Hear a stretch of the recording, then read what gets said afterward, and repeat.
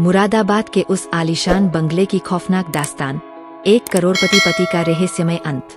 बाहर से एक भव्य महल सा दिखने वाला मुरादाबाद के रामगंगा विहार में स्थित C51 वृंदा हाउस एक ऐसे परिवार का निवास स्थान था जिसकी जिंदगी किसी सपने से कम नहीं लगती थी। एक आलीशान बंगले में रहने वाली यह अमीर फैमिली अपनी शानो शौकत से इलाके में चर्चा का विषय थी। लोग अक्सर सोचते थे कि ये 70 से 80% लोगों के सपनों की जिंदगी जी रहे हैं, लेकिन बाहरी चमक दमक के पीछे अक्सर एक अलग ही हकीकत छुपी होती है।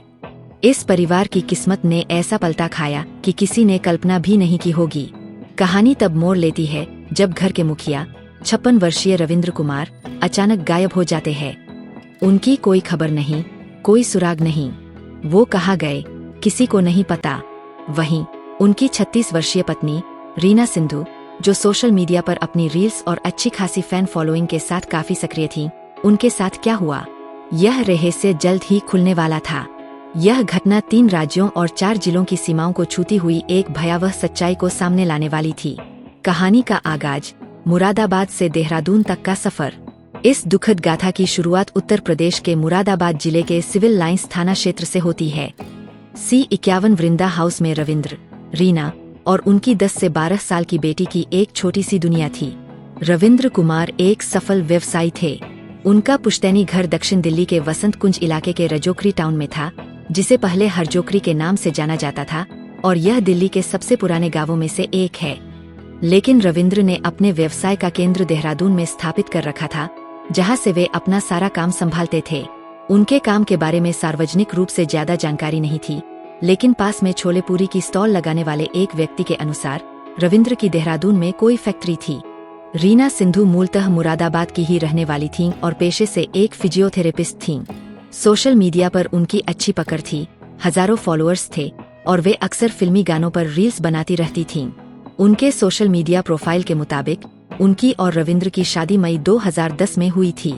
शादी से पहले रीना उत्तराखंड के देहरादून जिले के डोईवाला टाउन में फिजियोथेरेपी का काम करती थीं, जहां वे किराए पर रहती थीं। यहीं उनके पड़ोसी थे रविंद्र कुमार। मुलाकातें हुईं, बातें बढ़ी और जल्द ही प्यार पनप गया। कुछ समय लिव इन में रहने के बाद दोनों ने शादी कर ली। रविंद्र का व्यवसाय खूब फल फूल रहा था और रीना का फिजियोथेरेपी का काम भी अच्छा चल रहा था। 2011 के आसपास रविंद्र ने अपनी रजोकरी की पुश्तैनी जायदाद का कुछ हिस्सा बेचा और उसी पैसे से मुरादाबाद में एक संपत्ति खरीदी। यह घर उन्होंने अपनी पत्नी रीना को उपहार में दिया। रीना, जो मुरादाबाद की थीं, इस नए घर में शिफ्ट हो गईं। आज इस घर के ग्राउंड फ्लोर पर एक ब्यूटी पार्लर, मेकअप स्टूडियो और सैलून चलता है और कुछ किराएदार भी रहते हैं। रविंद्र की सभी संपत्तियों से लाखों रुपए से ऊपर की मासिक किराए की आय होती थी, जिससे वे बिना कुछ किए भी हर महीने अच्छी कमाई कर लेते थे। उनकी बेटी हॉस्टल में रहकर पढ़ती थी और रविंद्र के बाकी रिश्तेदार, जिनमें उनके भाई भी शामिल थे, दिल्ली में रहते थे, जिनसे उनके संबंध अच्छे थे। कभी कभी रीना की माँ भी उनके साथ आकर रहती थीं। कुल मिलाकर यह परिवार हर तरह से सुखी और संपन्न प्रतीत होता था। अनहोनी की शुरुआत और रविंद्र का रहस्यमय गायब होना। सब कुछ ठीक चल रहा था जब तक कि कुछ अप्रत्याशित घटनाएं शुरू नहीं हुईं। रीना मुरादाबाद में थीं और रविंद्र देहरादून में। 2 जून को रविंद्र ने अपनी पत्नी को फोन किया, लेकिन अपने फोन से नहीं, बल्कि किसी राह चलते व्यक्ति के फोन से। उन्होंने रीना से कहा कि अब वे उनसे संपर्क करने या उन्हें ढूंढने की कोशिश न करें, क्योंकि वे अपना फोन स्विच ऑफ रखेंगे। उनकी कार देहरादून के एक इलाके में खड़ी है। यह रविंद्र की अपने परिवार से आखिरी बातचीत थी। रीना को समझ नहीं आया कि ऐसा क्यों कहा गया। दिल्ली में रहने वाले उनके परिजनों ने भी रविंद्र को सामान्य हालचाल पूछने के लिए फोन किया, तो उन्हें भी उनका फोन बंद मिला। रविंद्र के भाई राजेश कुमार ने जब भाभी रीना से बात की, तो उन्हें भी सारी बात बताई गई, लेकिन उन्हें भी कुछ समझ नहीं आया। समय बीतता गया।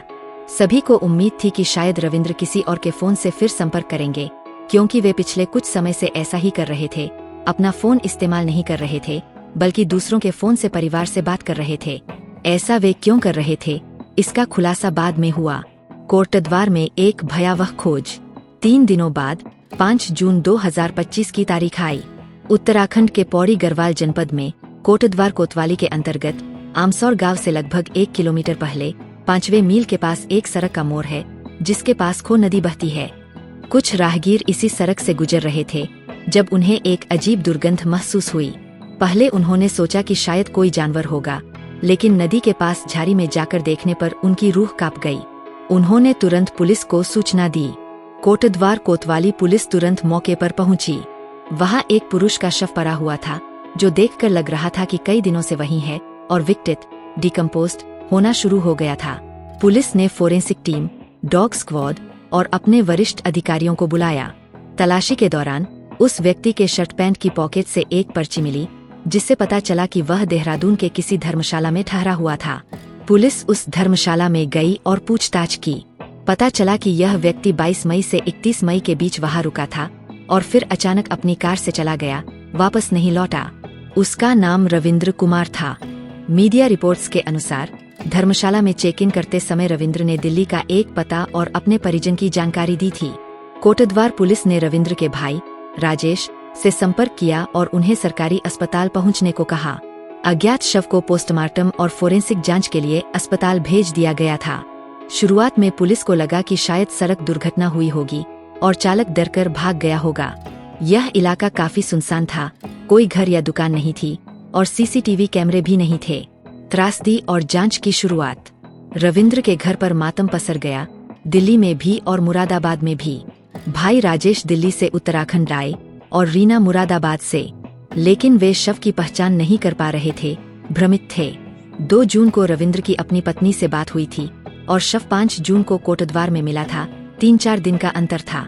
ऐसा लगा कि पूरी घटना 2 जून के आसपास ही हुई होगी।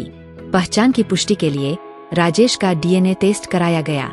पुलिस को अभी भी लग रहा था कि यह शायद किसी दुर्घटना का मामला है, लेकिन पोस्टमार्टम रिपोर्ट ने सब कुछ बदल दिया। डॉक्टरों ने बताया कि शरीर पर जगह-जगह गहरे चोट के निशान थे, कहीं भारी चीज से तो कहीं तेजधार हथियार से।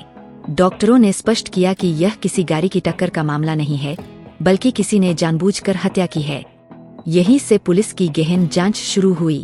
एक टीम बनाई गई, जिसने call details, location tracking, CCTV footage जैसे तकनीकी पहलुओं पर ध्यान केंद्रित किया और यह भी जानने की कोशिश की कि रविंद्र वहां कैसे पहुंचे होंगे। पुलिस ने धर्मशाला के बयान पर गौर किया कि रविंद्र अपनी सफेद एसयूवी कार से निकले थे। डीएनए जांच में यह भी पुष्टि हो गई कि वह शव रविंद्र कुमार का ही था। उनका डीएनए उनके भाई राजेश से मेल खा गया। जहां रविंद्र का शव मिला था, वहां आसपास उनकी कार की भी तलाश की गई, लेकिन कार नहीं मिली। उनकी कार कहाँ गई? कौन ले गया? क्या यह लूटपाट का मामला था? रीना के अजीब खुलासे और जांच का नया मोड़। पुलिस ने अपनी पारंपरिक जांच विधि यानी पूछताछ पर भी ध्यान केंद्रित किया। रविंद्र के परिजनों से बात शुरू हुई। यहीं पर पत्नी रीना ने पुलिस के सामने कुछ अजीब खुलासे किए। उसने बताया कि पिछले कुछ सालों से पति का काम अच्छा नहीं चल रहा था। वे काफी परेशान रहने लगे थे और उन्होंने कुछ लोगों से कर्ज भी लिया था, जिसे चुकाने में मुश्किल हो रही थी। शुरुआत में लगा कि कहीं पैसे उधार देने वालों ने ही तो ऐसा नहीं किया, लेकिन लाखों रुपए का कर्ज था। अगर रविंद्र जीवित रहते तो कम से कम पैसे वापस मिलने की उम्मीद तो रहती, इसलिए यह संभावना खारिज कर दी गई। रीना ने यह भी बताया कि रविंद्र ने अपने किसी बिजनेस पार्टनर को 18 लाख रुपए का चेक दिया था, जो बाउंस हो गया था। गुस्से में आकर उस पार्टनर ने कोर्ट में केस कर दिया था और मुरादाबाद कोर्ट ने रविंद्र को 6 महीने की जेल की सजा सुनाई थी। इसके बाद उन्होंने इलाहाबाद हाई कोर्ट में अपील की, लेकिन 9 मई 2025 को सुनवाई में कोई राहत नहीं मिली। इसके बाद रविंद्र अपनी कार से फरार हो गए थे, कहीं पुलिस उन्हें फिर से जेल न भेज दे। वे पुलिस से बचते बचाते फिर रहे थे, जिसके चलते उन्होंने अपना फोन भी बंद कर दिया था ताकि पुलिस उन्हें ट्रेस न कर सके। जब उन्हें घर पर कॉल करना होता तो वे रास्ते में किसी से फोन मांग लेते थे। पुलिस को रविंद्र के परिवार से बात करने पर और भी हैरान करने वाली बातें पता चलीं। पता चला कि रीना उनकी दूसरी पत्नी थीं। रविंद्र पहले भी एक शादी कर चुके थे। उनकी पहली पत्नी का नाम आशा था और उनका एक बेटा भी था। आशा और उनका बेटा दिल्ली में रहते थे। रविंद्र की अपनी पहली पत्नी से बनती नहीं थी, कुछ मनमुटाव चलता रहता था। 2007 में रविंद्र अपनी पत्नी से अलग होकर हरिद्वार चले गए और वहीं किराए पर रहने लगे। उसके बाद वे डोईवाला चले गए और वहीं से अपना व्यवसाय संभालने लगे। यहीं पर पड़ोस में रीना सिंधु रहती थीं, जो रविंद्र से 20 साल छोटी थीं। पड़ोसी होने के दौरान उनकी मुलाकातें शुरू हुईं। रीना के अनुसार रविंद्र का अपनी पहली पत्नी से तलाक को लेकर अभी भी कुछ दिक्कत चल रही थी और बेटा अपनी मां के साथ रहता था। शादीशुदा और बाल बच्चों वाले होने के बावजूद रविंद्र ने दूसरी शादी की। रविंद्र अपनी दूसरी पत्नी रीना से इतना प्यार करते थे कि उन्होंने अपनी पुश्तैनी जमीन बेचकर रीना के गृहनगर में घर बनवाया और वह घर पत्नी को उपहार में दिया। फिर रीना ने इसी घर में फिजियोथेरेपी सेंटर शुरू किया। कोविड के बाद से यहाँ ब्यूटी पार्लर चल रहा है। हालांकि स्टोर और किराएदारों से किराए की आय आती थी। उधर कोटद्वार पुलिस ने उस स्थान पर आने वाले सभी रास्तों के सीसीटीवी कैमरे खंगालना शुरू कर दिया, खासकर मुरादाबाद और दिल्ली से आने वाले रास्तों के। पुलिस टीम लगातार इस मामले पर काम कर रही थी। 31 मई से 5 जून के बीच के फुटेज देखे गए और रविंद्र की कार सहित संदिग्ध कारों पर नजर रखी गई। इसी बीच पुलिस को एक सूचना मिली कि नोएडा के एक चौराहे पर कई दिनों से एक कार खड़ी थी। किसी ने नोएडा पुलिस को इसके बारे में बताया। उन्होंने रजिस्ट्रेशन नंबर से कार के मालिक का विवरण निकाला तो पता चला कि यह कार तो रविंद्र की है, लेकिन यह नोएडा के चौराहे पर क्यों खड़ी थी और किसने इसे वहां खड़ा किया? रविंद्र देहरादून के धर्मशाला में ठहरे हुए थे। गाड़ी नोएडा में मिली और उनका शव कोटद्वार में। कैमरों की जांच के दौरान पुलिस को कुछ सेकंड की फुटेज मिली जिसमें रविंद्र की कार दिखाई दी। यह कार कोटद्वार आई और फिर कुछ समय बाद वापस चली गई। कार के आते हुए और जाते हुए दोनों फुटेज पुलिस ने ध्यान से देखे। एक फुटेज की टाइमिंग 2 जून 2025 सुबह 5:57 बजे लगभग सुबह 6 बजे की थी, जिसमें ड्राइवर दिख रहा था लेकिन पहचान नहीं हो पा रही थी कि कौन है। हो सकता है कि रविंद्र हों। गाड़ी के लौटते समय उसका दूसरा एंगल दिखा। पहले ड्राइवर के साइड का एंगल दिखा था, अब पैसेंजर के साइड का। इस एंगल में पुलिस को एक हैरान करने वाली चीज मिली। ड्राइवर के बगल वाली सीट पर एक महिला बैठी हुई थी। थोड़ा गौर करने पर ऐसा लगा जैसे कि यह महिला रीना सिंधु है, रविंद्र की दूसरी पत्नी। यह कार भी रविंद्र की ही थी जो आगे चलकर नोएडा में खड़ी मिली। आखिर रीना इसमें क्यों बैठी थी?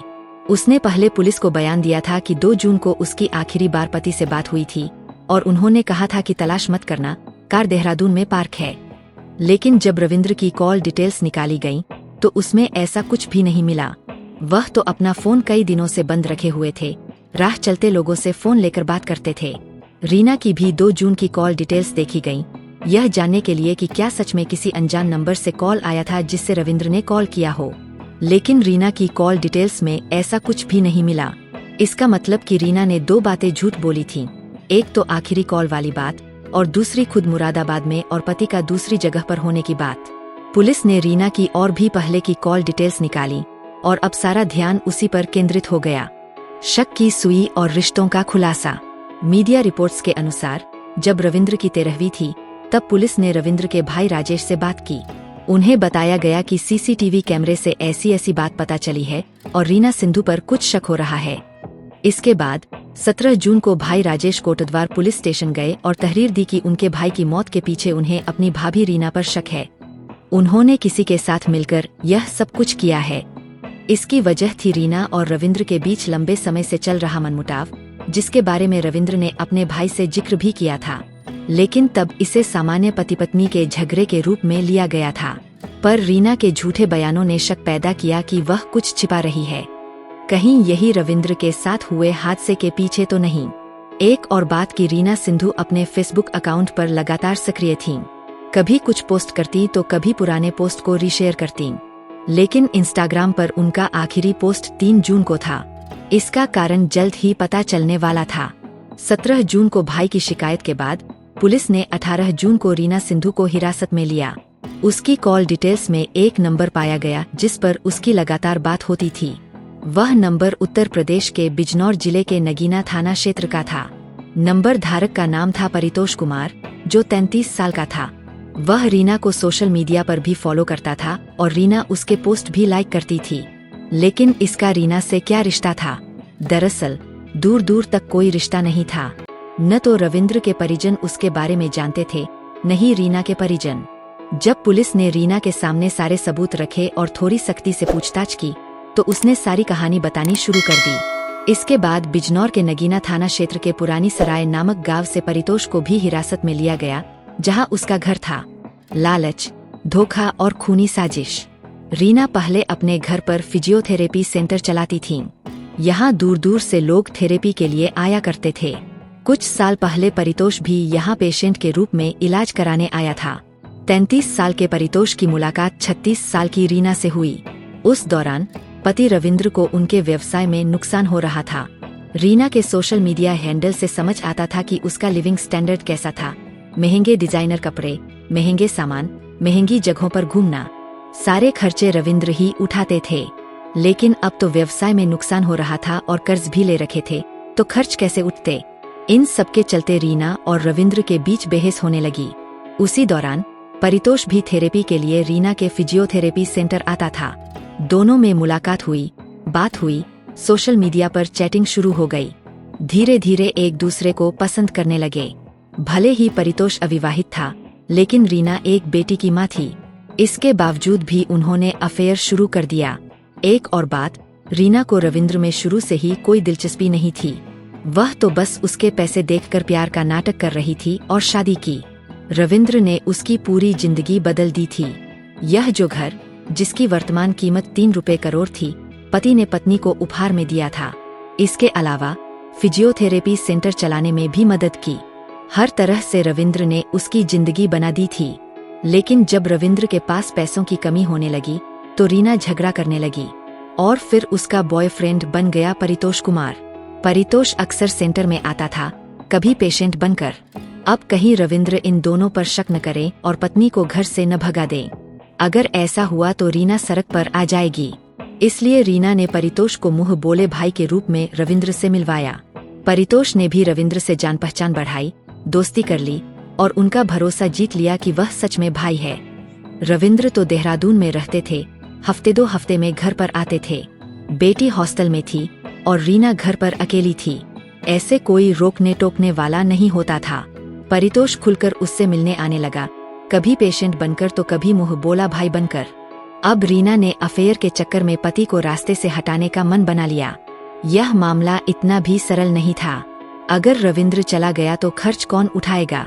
जब रविंद्र पर चेक बाउंस का केस हुआ और 18 लाख रुपए देने थे, साथ ही बाकी लेनदारों को भी पैसे देने थे, कई लाख के कर्ज थे, तो उन्हें कुछ समझ नहीं आ रहा था कि वे क्या करें, पैसे कहाँ से लाए। 3 करोड़ के मकान का सौदा और खूनी अंत। एक दिन रविंद्र ने अपनी पत्नी रीना से कहा कि यह जो मुरादाबाद वाला घर है, इसे बेच देते हैं। जो पैसे मिलेंगे उससे लोन चुका देंगे ताकि आगे की जिंदगी चैन से जी सकें। उन्होंने रीना को चिंता न करने को कहा। यह विश्वास दिलाया कि वे फिर से मेहनत करके सब कुछ बना लेंगे। लेकिन रीना को लग्जरी लाइफ की आदत लग चुकी थी। उसने यह मकान, जो कि अब 3 करोड़ का हो चुका था, बेचने से मना कर दिया। यह संपत्ति दोनों के नाम पर थी, केवल एक की मर्जी से नहीं बिक सकती थी, दोनों की सहमति चाहिए थी। इसके चलते उन दोनों में और भी कहासुनी होने लगी। परितोष से उसकी पत्नी का अफेयर चल रहा था, पति को जरा भी अंदाजा नहीं था। मकान बेचने को लेकर आए दिन रविंद्र का रीना से झगड़ा होता रहता था। रीना अपने पति को वह मकान बेचने से रोक रही थी जिसे पति ने अपनी पुश्तैनी जमीन बेचकर खरीदा था और पत्नी को तोहफे में दिया था। रीना को लगता था कि अगर यह मकान चला गया तो वह कहीं की नहीं रहेगी, फिर से किराए के मकान में जाना पड़ेगा, पहले की तरह जीना पड़ेगा। वैसे उसका फिजियोथेरेपी सेंटर बंद हो चुका था, कोई कमाई का जरिया नहीं था। लेकिन उसने संपत्ति के कुछ हिस्से किराए पर दे दिए थे, जिससे किराए की आय आने लगी थी। वह जानती थी कि एक न एक दिन मकान बेचना ही पड़ेगा। इसलिए उसने अपने बॉयफ्रेंड परितोष से बात की। वह तो पहले से ही रीना के प्यार में था और शादी करना चाहता था। रीना ने उससे कहा कि उसके पति को रास्ते से हटाने में मदद करे, बदले में वह उससे शादी करेगी। लेकिन परितोष इतनी सी बात पर इतना बड़ा काम कैसे कर सकता था। रीना ने आगे लालच दिया कि पति के जाने के बाद सारी प्रॉपर्टी उसके नाम पर हो जाएगी, घर भी हमारा होगा और वह उसे कुछ प्रॉपर्टी बेचकर 1 करोड़ भी देगी। इतने सारे ऑफर सुनकर परितोष लालच में पड़ गया। कई दिनों तक ये दोनों योजना बनाते रहे कि कैसे क्या करेंगे। फिर उन्होंने एक योजना तैयार की। रविंद्र तो पुलिस से बच रहा था और चेक बाउंस केस में जेल की सजा हो गई थी। हालांकि वह कभी कभी किसी और के फोन से पत्नी से बात करता था। जब वे देहरादून के धर्मशाला में थे तो वहां से भी पत्नी को कॉल किया। रीना ने उससे कहा कि चलो हम दोनों कहीं घूमने चलते हैं, बहुत दिन हो गए हैं, साथ में समय बिताए। फिर कहा कि उसका जो पुराना पेशेंट और मुंह बोला भाई परितोष है, उसने हमें अपने घर पर डिनर के लिए आमंत्रित किया है, चलो हम दोनों साथ में चलते हैं। रविंद्र मान जाते हैं और 31 मई को अपनी कार से मुरादाबाद आए। फिर यहाँ से रीना को पिक करके परितोष के गांव पुरानी सराय ले जाते हैं। यहाँ रात में रीना और परितोष ने मिलकर रविंद्र को खूब शराब पिलाई। जब लगा कि वे नशे में धुत हो चुके हैं तो परितोष एक फावड़ा लेकर आया। रीना ने अपने पति के दोनों हाथ पकड़े। उसके बाद परितोष ने फावड़े से उन पर कई वार किए। जब उन्हें लगा कि काम हो चुका है तो उन्होंने शव को घर में छिपा दिया। उस वक्त परितोष के घर में और कोई नहीं था, बस यही 3 लोग थे, पति, पत्नी और पत्नी का प्रेमी। इसके बाद 1 जून की सुबह हुई, फिर रात हुई। रात को ये लोग रविंद्र की कार में उनके शव को डिग्गी में रखकर निकल पड़े। योजना थी कि पहाड़ी इलाके में ले जाकर सड़क किनारे से खाई में फेंक देंगे। अगर लोगों को पता भी चला तो सोचेंगे कि किसी गाड़ी वाले ने कुछ किया होगा या लूटपाट की वजह से हुआ होगा। सबसे करीब का पहाड़ी इलाका उनके दिमाग में उत्तराखंड का रामनगर आया, जहां घने जंगल भी थे।